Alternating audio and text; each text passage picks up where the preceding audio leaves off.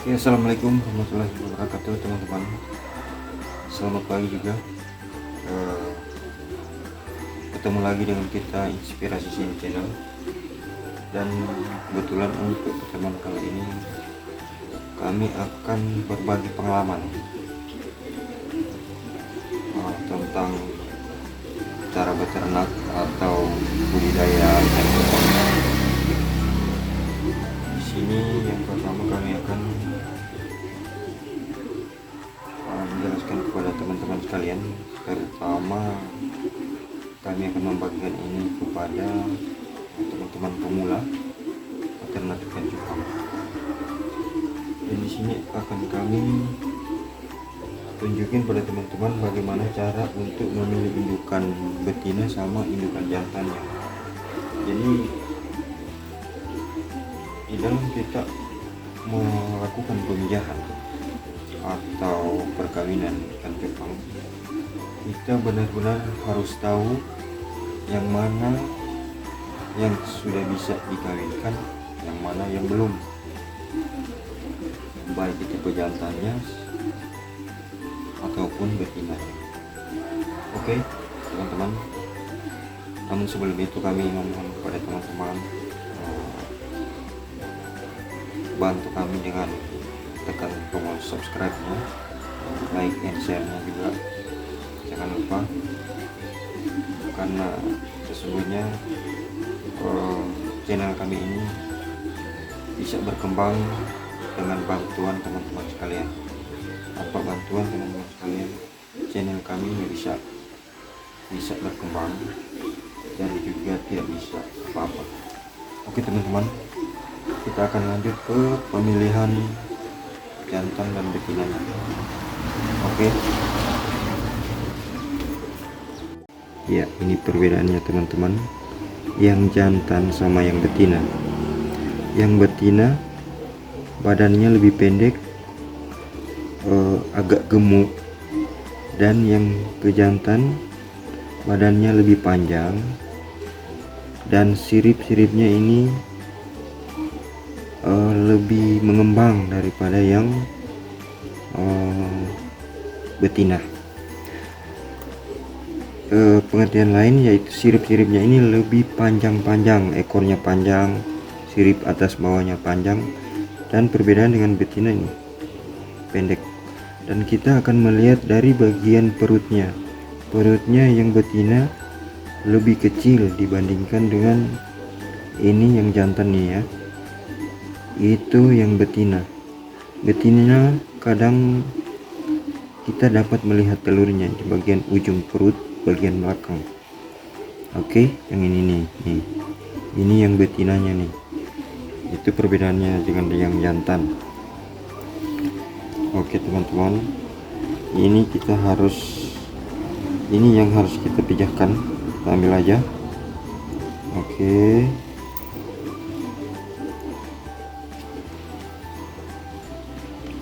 Tambah, kita taruh di sini aja.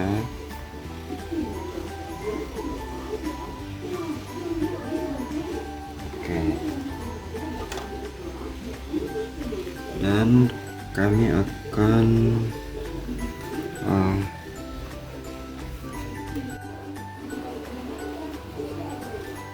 dan ini perbedaan lain teman-teman. Ini warna yang merah kehitam-hitaman. Ini lebih gampang untuk kita melihat yang mana yang laki, mana yang betina. Jadi seperti ini. Ini yang jantan. Nih, yang bagian atas ini. Nah, ini yang betina nih. Nah, itu telurnya bisa kelihatan tuh. bagian ujung belakang perutnya. Itu telur-telurnya udah siap untuk dikawinkan untuk seperti itu. Jika kita belum bisa melihat telurnya di bagian belakang perutnya, itu berarti kita belum bisa untuk mengawinkan ikan tersebut. Dan inilah perbedaan jantan sama betina. Kelihatan banget dari siripnya panjang, ekornya panjang, dan badannya juga agak panjang daripada si betinanya. Oke teman-teman, sekarang kita ke proses pemijahan, atau kita akan menjodohkan kedua ikan tersebut. Kita nanti akan pindah ke wadah yang akan siap dipijahkan. Oke teman-teman. Ya teman-teman, kita ke proses perkawinan. Dan ini wadah-wadah yang saya sediakan untuk pemijahan ikan cupang tersebut. Dan ini yang sudah kita pilih yang tadi teman-teman. Wadah ini tidak perlu kita harus mencari yang wadah yang besar, loyang atau ember. Kita cukup memakai wadah yang seperti ini aja teman-teman. Ini ukurannya kurang lebih lebarnya 15 cm, panjang sekitar 20 dan tinggi sekitar 6 cm atau 5 cm kayaknya. Dan airnya saya pakai sekitar 3 cm dalamnya. Itu nanti ada fungsinya. Kenapa kita harus memilih wadah yang lebih kecil?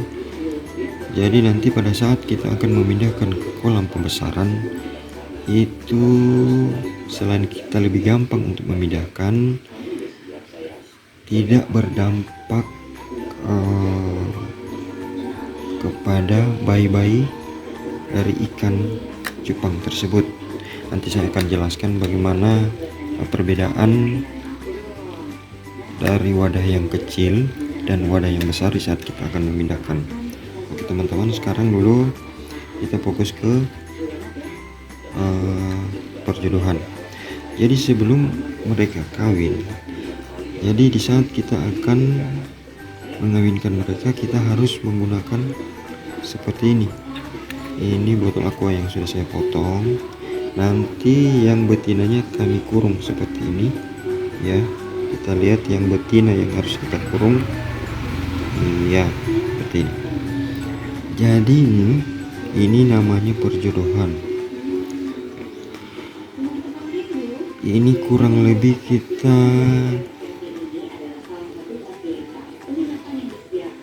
lebih lamanya semalam kita jodohkan seperti ini. Besoknya kita harus besok pagi-pagi ya, jam 7 jam 8 kita harus angkat ini alat ini ya, seperti ini. Ini yang kurang lebih dari kemarin yang saya sudah pindahkan ya. Sekarang kita akan mengangkatnya seperti ini ya. Ini nanti mereka akan segera kawin sedikit lagi ya, seperti yang ini. Ini sudah kawin ya. Ini kurang lebih sudah 2 hari ya. Nanti prosesnya seperti ini. Jadi di perjodohan ini akan membuat supaya pejantannya akan membuat sarang seperti ini ya. Dia akan membuat sarang seperti itu. Jika setelah sudah jadi sarangnya, besok paginya kita harus angkat alatnya ini. Angkat, biarkan kita satukan mereka. Nanti beberapa saat kemudian mereka akan kawin seperti ini, akan bertelur ya.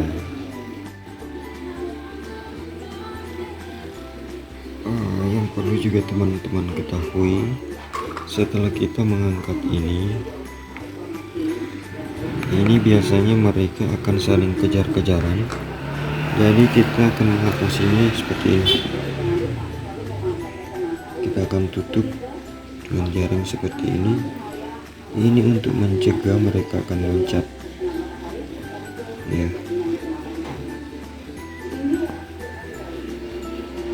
Nah, ini sudah apa ya, sudah 2 hari juga ini mungkin sore sampai malam dia akan menetas telur-telurnya ini ya. Jadi teman-teman, ini si jantannya di saat telurnya akan menetas kurang lebih 3-4 hari kita akan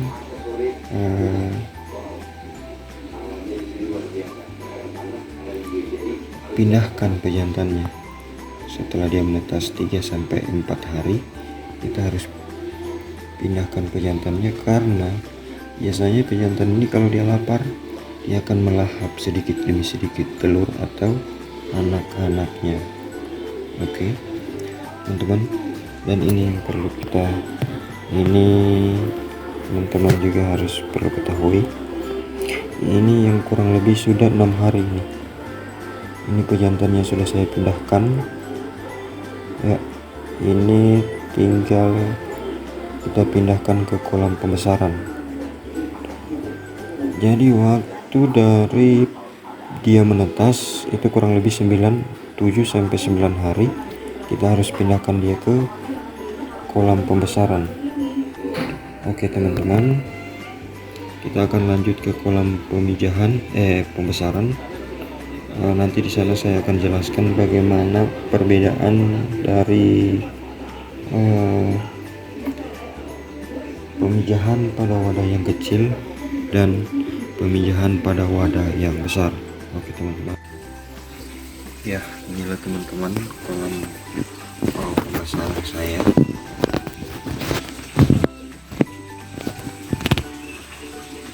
Ini kurang lebih lebarnya sekitar 80 cm dan panjang sekitar 1,5 meter ya.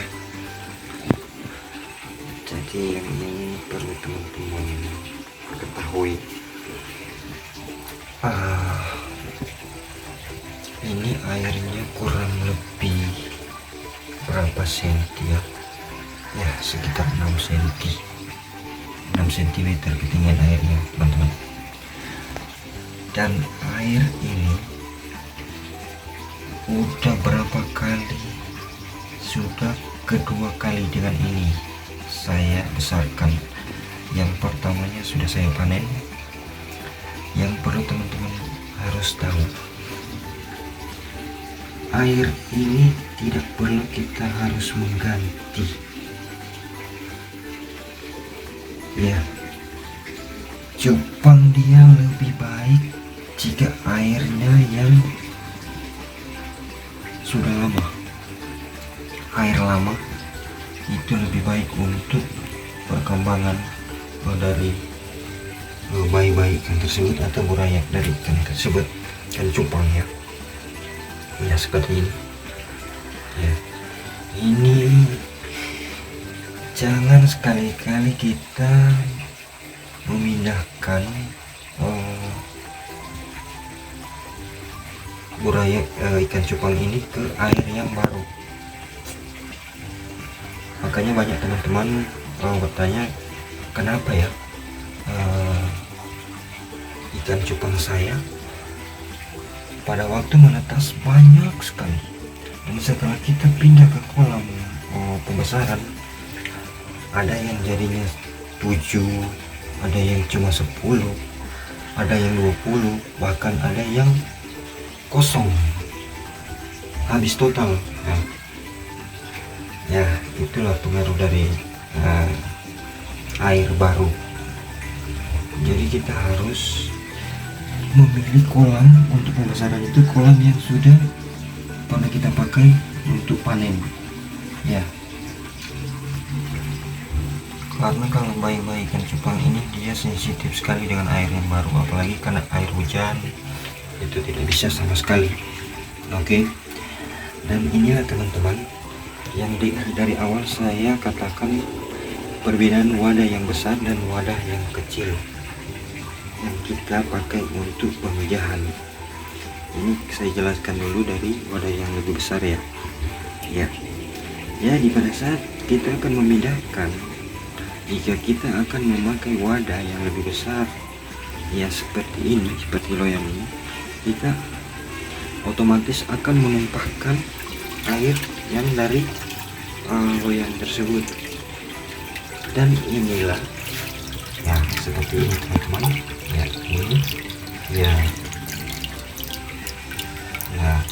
ini walaupun kita tumpahkan dia pelan-pelan sepelan mungkin, tetap arus yang dihasilkan dari tumpahan air tersebut akan besar, dan itu akan membuat si burayak ikannya itu akan terbawa dengan arus tersebut. Mereka bukan hanya stres, bisa-bisa dia mati di saat kita akan tumpahkan air seperti ini. Iya, oke teman-teman, itu yang harus saya jelaskan dan teman-teman harus pahami dengan benar.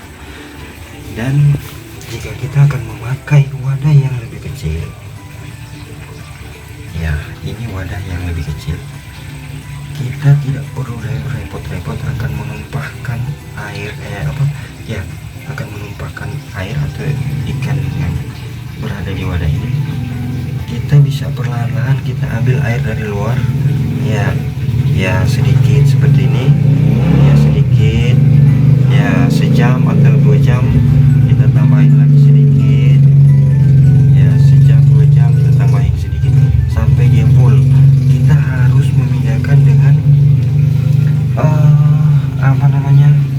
kita harus memindahkan dia secara bertahap, tidak harus kita tumpahkan satu kali ya. Jadi cara pemindahan dari wadah pemijahan ini ke kolam pembesaran seperti ini ya. Awalnya kita harus ambil sedikit dulu ya, agar supaya dia akan beradaptasi sedikit demi sedikit airnya. Nanti setelah 3 tahap ya sudah seperti ini, kita bikin 3 tahap aja ya. Ini tahap yang ketiga seperti ini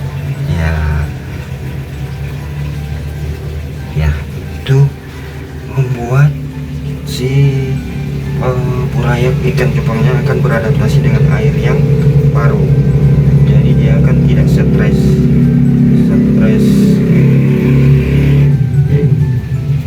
dia tidak akan kaget dengan air yang baru. Mereka akan beradaptasi bertahap. Nanti sehari baru kita tuangkan. Itulah perbedaan dari wadah yang kecil dan wadah yang besar. Itulah ya teman-teman ya. Oke teman-teman, terima kasih sudah menonton. Mohon maaf jika ada salah-salah kata dari saya. Semoga ini bisa bermanfaat untuk teman-teman sekalian, terutama bagi peternak pemula cupang ya, ikan cupang. Oke teman-teman, assalamualaikum warahmatullahi wabarakatuh.